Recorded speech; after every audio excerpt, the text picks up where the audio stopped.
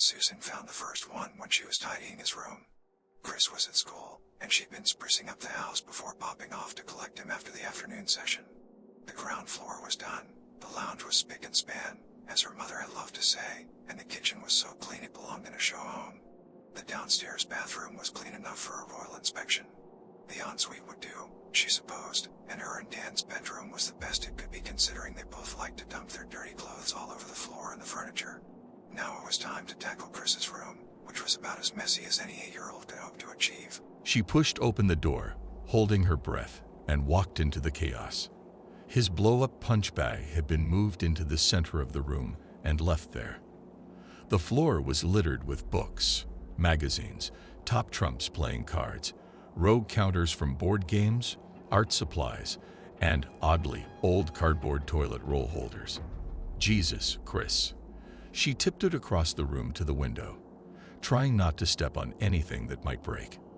When she got there, she pushed open the window to let in some fresh air. The room smelled stale, as if it hadn't been lived in for months. "Okay," she murmured.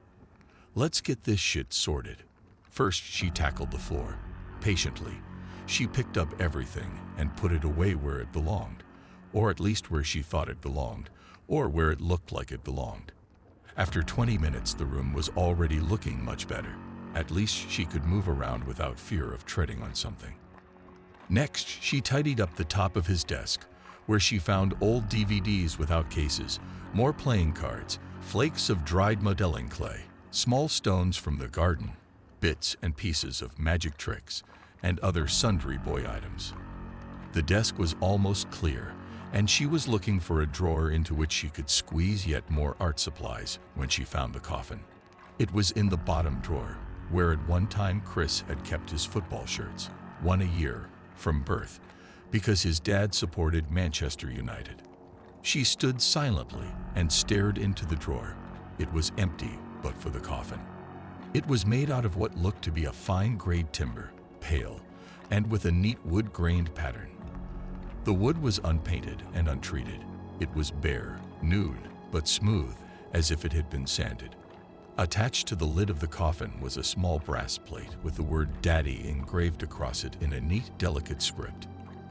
For a moment, Susan felt as if someone else had entered the room behind her. She resisted the urge to turn and look, but she felt a presence there. She knew it was nonsense. There was no one there, but all the same she sensed it, standing right behind her, perhaps even peering over her shoulder. At the coffin, she moved to her knees and looked closer. The coffin was small. It was probably the right size to hold an Action Man doll. "It isn't a doll," Chris always protested. "It's an action figure." And she wondered if that was indeed what the casket contained. Carefully, she reached into the drawer and placed her hands on the sides of the coffin. She lifted the coffin out of the drawer, stood, and carried it over to the bed. She put it down and thought about what she was going to do. Then, on impulse that wasn't really an impulse because she'd been planning it all along, she reached down and lifted the lid off the coffin. Inside was a thin layer of dirt. She ran her fingers through the dirt, feeling its gritty reality. It felt soft and slightly damp, like soil from the garden. What the hell is this? Part of her tensed in anticipation of a reply from that unseen figure. The one that wasn't there. Oh no, not really there at all. Because she was all alone in her son's room, wasn't she? Io. She broached the subject over dinner that evening. Chris was tucking into his chicken, gravy smeared across his lips and his cheeks. The boy couldn't eat anything without wearing it. Dan was reading a computer printout at the table as he nibbled at his own meal, taking small, delicate bites. She was so sick of asking him not to read at the table that she'd stopped saying it over a month ago. "Chris." The boy looked up from his meal. He smiled. "Yes, Mummy." His teeth were covered in gravy too. "I tidy your room today." "Sorry, Mummy. I meant to do it, but I forgot." She sighed. "Yes, I know. Just like you forget everything, except sweets and comics and DVDs." He grinned.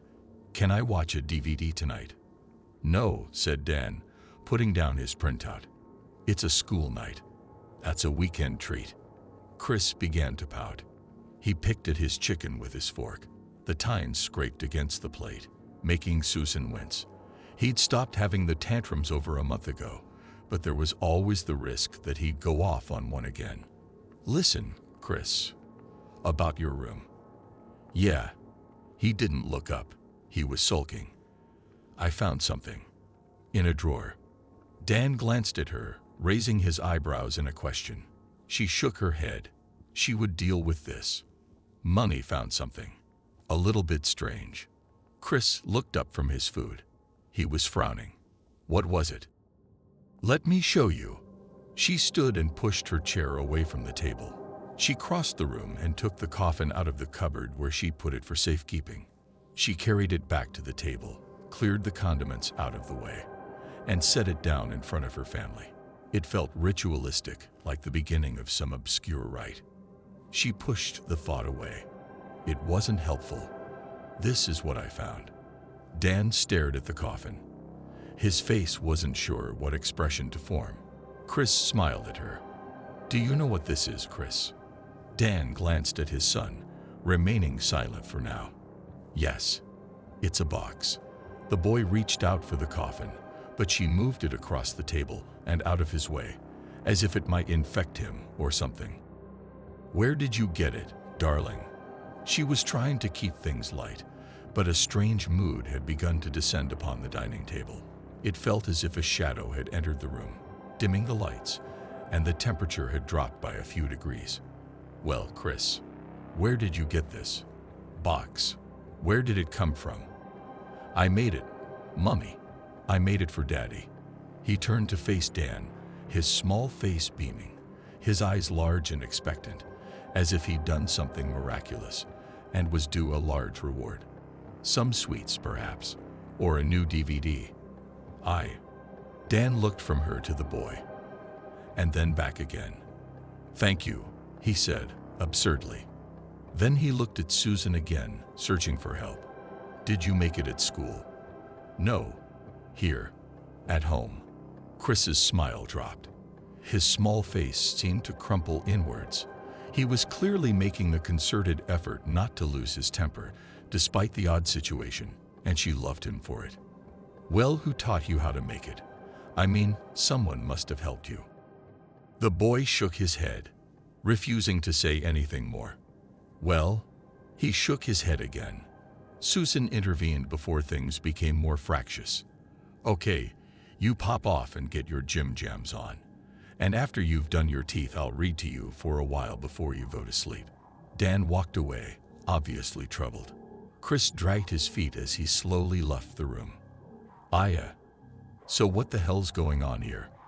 Dan was pacing the floor and drinking whiskey. He looked harried. His hair was a mess from where he'd been running his fingers through it, like he always did when he was stressed. His face was pale, and his shirt was hanging out of the waistband of his trousers. I mean, this isn't normal. It isn't normal behavior, is it? Just calm down a minute. Let's think this through. That's easy for you to say, he said, his shoulders slumping. He didn't build you a coffin. He's 8 years old, Dan. He doesn't know what he's doing. He probably saw it in a magazine or something, or on the telly.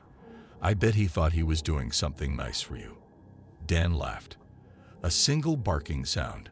Fucking hell, Susan. He only ever called her that when he was anxious. Usually it was Sue.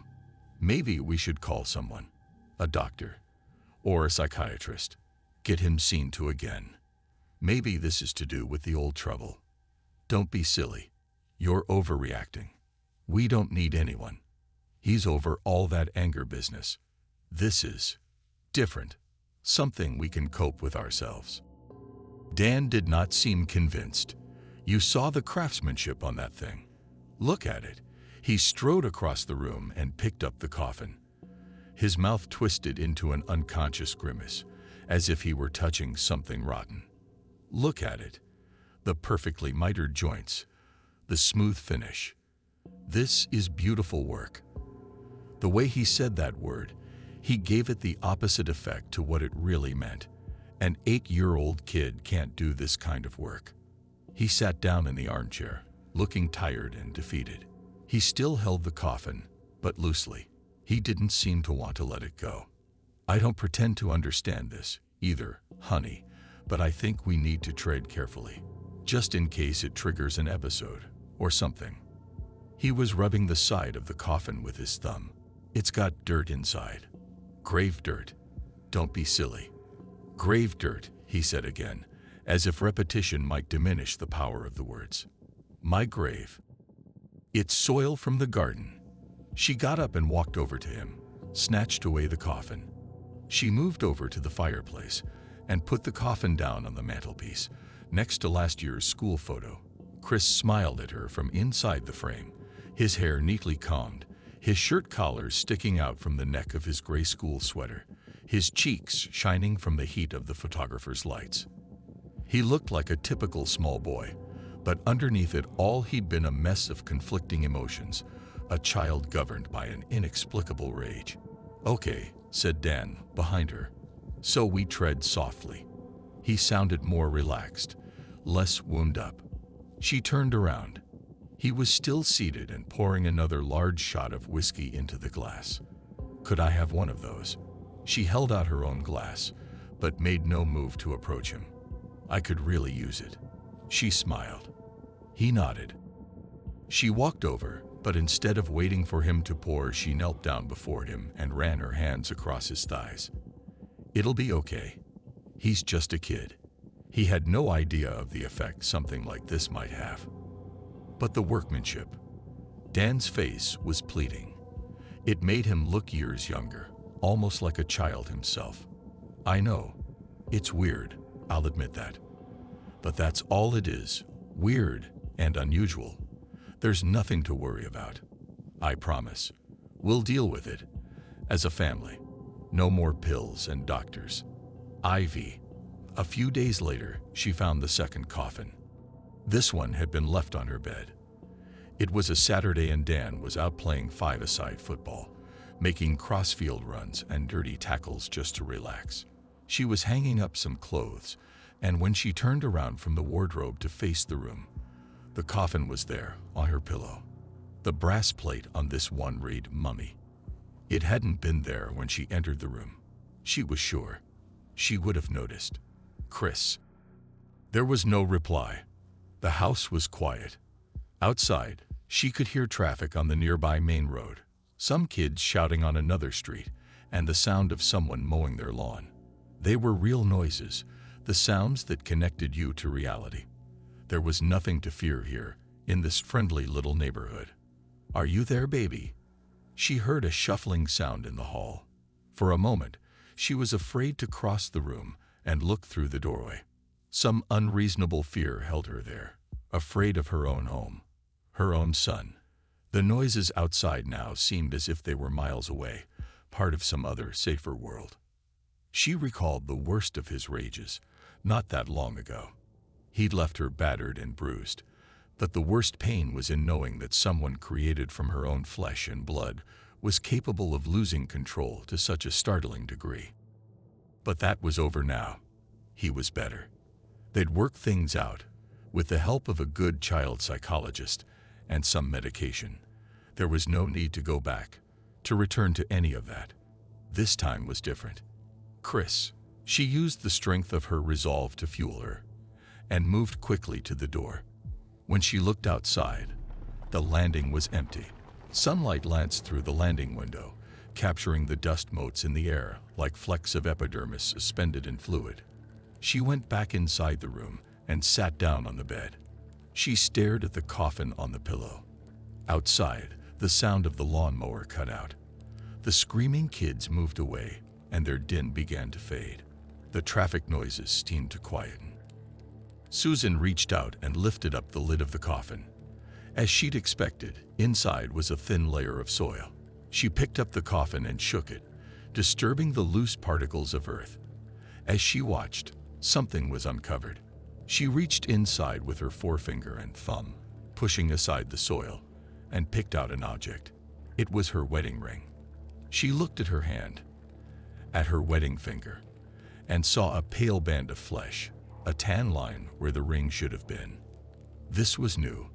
There had been nothing but dirt in Dan's coffin. Her stomach tightened. Her head began to throb dully.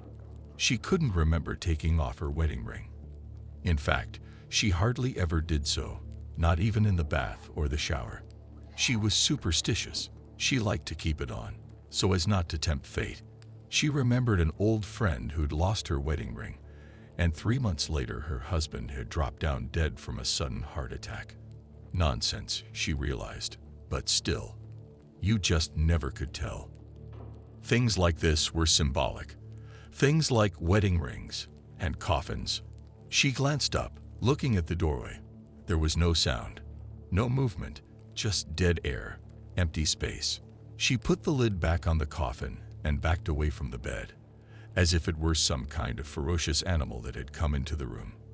She picked up her mobile phone from the bedside table, and then she wondered who the hell she was thinking of calling anyway. Dan, her mother, the fucking police. This was stupid. It was insane. Her boy built coffins. That was all. There was nothing wrong with that. Not really. It was just a bit strange, a little offbeat. No harm done. Nobody was getting hurt. At least he was taking an interest in arts and crafts. Susan stifled a mad giggle. She put down the phone and left the room, leaving the coffin in there. Chris's room was just along the hall. She could see from where she was standing that his door was shut. She walked along the landing and stood outside, listening. She couldn't hear a thing from inside his room, not even his television or his music playing. She reached out and grabbed the door handle, turned it, pushed open the door. Chris was sitting on his bed reading a book. He glanced up as she stepped inside. He smiled. He looked entirely normal. He was the same as always, her beautiful little boy. He wasn't a monster. He hadn't been taken over by some alien force. He was her boy. He built coffins. Everything okay, son? He nodded. I'm reading. He held up his book, cover facing outwards, for her to see. Moshi monsters, he said. I love them. He turned his attention back to the book. His face became serious as he continued to read. Chris? Yeah. He was distracted. He didn't want to talk. He wanted to read. He'd always loved books, even when he was being a brat. He was a good little reader, top of the class in English. Maths too. A clever boy. A good kid. A reader. A builder of coffins. Did you put something in Mummy's room earlier, when I was hanging up the clothes? Did you bring me a present? Yes. He nodded. I built you a box, just like Daddy's. She swallowed. Her throat was dry. Why, baby? Why did you build Mummy a box? It was the first time the question had been asked. She and Dan had agreed to approach the situation with caution, in case they said the wrong thing or pushed too hard. They'd been monitoring Chris, his moods, his speech, everything they could think of. He'd been just the same as always. Their bright young son, mended now. Nothing was different. He was acting the same as always. Apart from this, she thought, apart from the coffins, and the thought made her admit that they were lying to each other. Chris was acting different, and they were both too confused and afraid to confront these changes in their boy. His rages might be over, but something else had replaced them. These days he was secretive. He kept things from them. Things like this, the origins of his coffin making. I thought you'd like one. Still, he didn't look up from his book. Why's that, baby? She took another step inside the room, letting the door shut to behind her. Dunno. Just thought you would. He looked up, smiling. Where did you get the soil, baby? The soil you put in the boxes. Out of the hole. The world seemed to compress around her, threatening to crush her. What hole? The one outside, in the garden. The magic hole, down beside the back wall. As if in a dream, she moved across the room and stood at the window. She looked down at the garden to the rear of the house, taking in the expansive lawn, the trees that grew alongside the dividing fence, and the small water feature Dan had put in 3 summers ago. There was a dry stone wall at the bottom boundary, separating their garden from the field beyond. The grass and bushes there were overgrown. Dan had neglected the area because he said he liked it to look wild, like the countryside. Wild. Untamed. "Where's this hole, baby? Tell Mummy where the magic hole is." He was still on the bed, still reading. He seemed utterly unconcerned. "Down there, at the bottom of the garden, right next to where we buried Mr. Jump last year." Mr. Jump was Chris's pet rabbit. He'd frozen to death the previous winter, and they'd conducted a small family funeral involving an old shoebox, a children's Bible, and 2 flimsy wooden lolly sticks glued together in a cruciform pattern to make a grave marker. "Okay, baby. Thank you. Thanks for making me the box." She turned away and left the room, walking back along the landing and down the stairs. She counted the stairs as she descended, just to help herself remain calm. She wasn't sure what she was supposed to be frightened of, but she was terrified. It was like being a child again, fearful of the dark, but not knowing why. Scared of the unknown. She sat down in the kitchen and waited for the kettle to boil. Then she made a pot of tea and waited for Dan to come home, rubbing at her bare wedding finger with the ball of her thumb. They waited until Chris was asleep. They didn't want to disturb him, and if he saw them digging around out there, he might start to feed off their fear. They were sure of nothing, but they knew that they didn't want to give their son any cause for further confusion. It crossed Susan's mind that this is what they did in every horror film she's ever seen. They waited for darkness before making their move. It always ended badly. "What the hell do you think we're going to find out there?" Dan was standing by the back door, bathed in the light from the kitchen. He was holding a shovel and wearing his gardening clothes, torn jeans, a baggy sweater, and thick leather gloves. Susan held the torch. "I have no idea, but we have to take a look, don't we?" She realized that she wanted him to say no. She was desperate for him to put the brakes on the situation and make them both return indoors. She didn't want to make the decisions. She wanted him to step up and take control. "I suppose you're right." She waited for a moment, looking up at the sky, searching for inspiration. It was black, the stars were tiny, and the moon was nothing but a pale, undistinguished saucer amid the wispy clouds. "I'm scared," she said. Dan took a few steps towards her, paused, and then came the rest of the way. He rested the shovel against the wall and put his arms around her, drawing her close. "I know, but this is our son we're talking about. We have to find out what's going on. What choice do we have?" She nodded against his shoulder, saying nothing. This wasn't a horror film. It was real life. Even if things got messy, she and Dan would sort it all out. It's what people did in real life. Who the hell are we meant to turn to for help? We don't even know what's going on. Her voice was strained. Dan pressed against her. "We'll think about that when we have some facts." She nodded again, closed her eyes and sniffed at him. She'd always loved how he smelled. His aroma was a comfort. Whenever he was away on business, she slept with his football shirt on her pillow, just so she could smell him in the night. "Let's go," she whispered. He pulled away and grabbed the shovel. She followed him across the grass, along the fence line, to the bottom of the garden, pointing the jittery torch beam ahead of them. They kicked at the weeds, looking for anything that might be called a hole. At first they didn't see a thing, but after a short while Susan stumbled, almost twisting her ankle as she stepped on the edge of the hole. "Here," she whispered. "I found it." She reached down and rubbed at her ankle. "Why are you whispering?" "I have no fucking idea." It was a funny moment, she supposed, but neither of them laughed. Dan started pulling at the weeds, tearing them out and throwing them against the dry stone wall.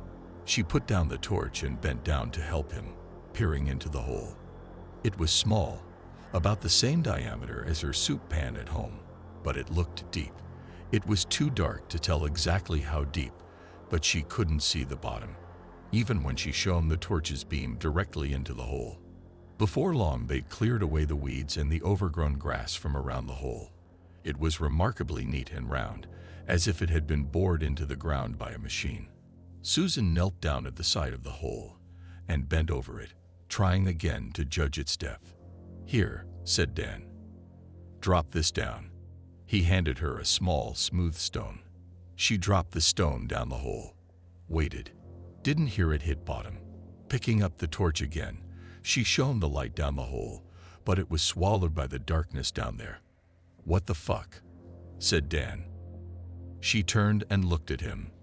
He was nothing but a dark silhouette standing against the sky. He had no face. He was form without substance. "Let's just cover it over," she said. "Fill it in and forget about it." "No," said Dan. "I have to know." "Have to know what?" He leaned down towards her. For once, she failed to detect his comforting smell. "I don't know."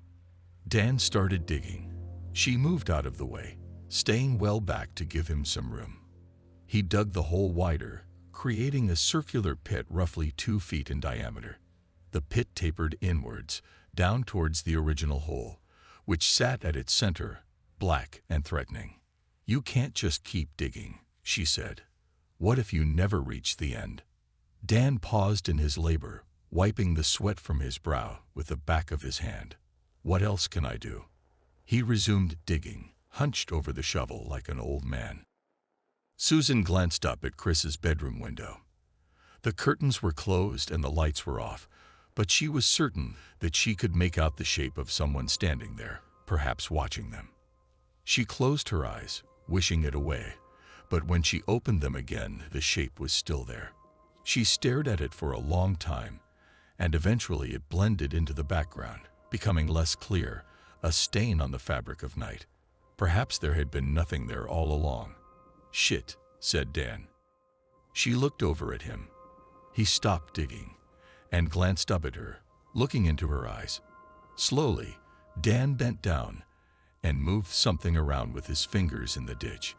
He straightened up, holding whatever it was in his hands. He leaned forward into the light and held out his hands to show her what he found. Dan was holding what Susan supposed must be some of Mr. Jump's bones, but there was something wrong with them. They were twisted, distorted, as if proximity to the hole had warped them, pulled them out of shape. The skull was elongated, weasel-like. The ribs were fused together, like white armor, and the forelegs were crooked, ending in grasping, claw-like bony paws. Dan threw away the bones, scattering them into the darkness. A look of intense distaste crossed his face, and then he picked up the shovel and continued with his task. It wasn't long before the shovel scraped against something solid. "What is it?" I think it's a coffin." "Another one." He shook his head. "This one's bigger." She stood and helped him clear away the earth from the coffin. It looked exactly the same as the others, except it was much larger. It was made from the same fine timber, possessed a similar hand-rubbed finish, and had a brass plate attached to the lid. When Susan shone the torch onto the coffin lid, the word she saw etched onto the plate made her go cold. It said "Sun." By the time they'd unearthed the coffin in its entirety, the sun was starting to rise. The sky in the east was smeared with red. The clouds there looked painted on. It took both of them to manhandle the coffin out of the hole, but still it wasn't too heavy. "Shall we open it?" Susan nodded. She knew there would be nothing in there, except perhaps some more dirt. It wasn't heavy enough to have anything more substantial inside, but they had to be sure. They could leave nothing to chance. Dan used the shovel to wedge open the lid. He slid the sharp end of the shovel's blade into the joint and stepped on the handle. The lid popped open with the sound of splintering wood. It jerked to one side, revealing a glimpse of the interior. Dan bent down and heaved the lid across the coffin, shoving it onto the ground at the side of the hole. The coffin was filled almost to the top with torn scraps of paper, like the cheap packaging that came with items sent through the post. "I don't want to see." She took a step backwards, away from the coffin. Dan ignored her. He reached down and began to push the paper out of the way, scattering some of the scraps across the ground. Susan held her breath, She saw a flash of color, pale pink, like the petals of the roses in her garden. It was skin, human skin. Dan kept clearing away the paper, and she knew what she was going to see even before it was uncovered. She tried to deny the sight, but she couldn't. She wished herself blind, but it didn't work. Son, lying in repose, with his hands crossed neatly over his chest, was Chris. He was naked. His shallow chest had sunken slightly. His forearms were unbearably thin. His face was narrow, like that of an old man. He looked like he'd been dead for a long time, but not long enough for his body to rot. It was as if something were keeping him that way, cold and lifeless, yet pristine, like the sanctified remains of a saint. Dan. Oh, Dan, what the hell is it? Dan fell down onto his knees and lifted the corpse partially out of the coffin. The body was obviously light. Dan lifted it with ease and stumbled slightly. The arms slid away from the chest, the head tilted to one side, the dark hair falling wispily across the thin white face. The bony legs bent, and the knees came up, as if it were trying to stand. No, said Dan, as if he couldn't quite accept what he was seeing, what he was holding. Oh no. Fuck no. Not this. Susan looked up at Chris's bedroom window. The figure was still there, but now the curtains were open. The figure was small, much smaller and thinner than their son. The figure's hands looked unnaturally long and seemed to wriggle too many fingers as they reached up to twitch the curtains further apart. As it flapped limply forward, pressing its dark, smooth face up against the glass, she was reminded of a crudely fashioned doll or a puppet, something animated but clumsily, a thing that should never have been given life, a hastily assembled imitation of the human form. She turned back to her husband and sank to the ground. He was sitting on the ground, rocking and wailing as he clasped their pale son to his breast. He's too light. There's nothing left inside him. Dan looked up and turned their boy's face towards her. It was oddly blank, as if waiting for an expression to be carved there. His body looked light, empty, just as much of a puppet as the thing now capering inside his room. Nothing left inside. Dazed, afraid, confused to the point of idiocy, Susan rose slowly and awkwardly to her feet and started walking stiffly towards the house. Whatever was in there, whatever had taken the essence of her son, her wonderful son who'd built such fine coffins, she would find it, and she would kill it. Before she lost her sanity completely, she would make it pay. Susan dropped the torch.